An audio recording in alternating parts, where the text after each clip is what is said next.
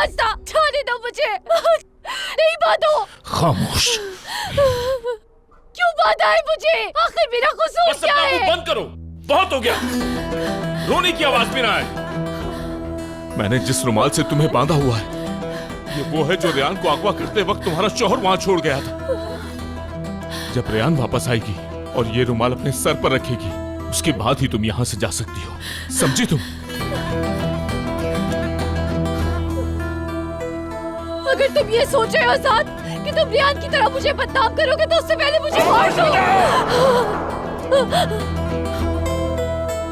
किसने ऐसा किया रेयान के साथ? किसने सांस लेना मुश्किल कर दिया उसका? अब तुम कह रही हो कि रेयान की तरह होने से अच्छा है कि मर जाओ तुम? अब तुम्हें डर लग रहा है कि तुम्हारे साथ भी वही सुलूक ना हो जो तुम लोगों ने रेयान के साथ किया था? क्या रेयान इंसान नहीं है? क्या उसे दर्द नहीं होता? क्या उसे तकलीफ नहीं होती? जो कुछ रेयान के साथ हुआ है सिर्फ तुम लोगों की वजह से हुआ है। तुम लोगों ने उसकी जिंदगी खराब कर दी और उसके बाद भी तुम लोगों को सुकून नहीं मिला।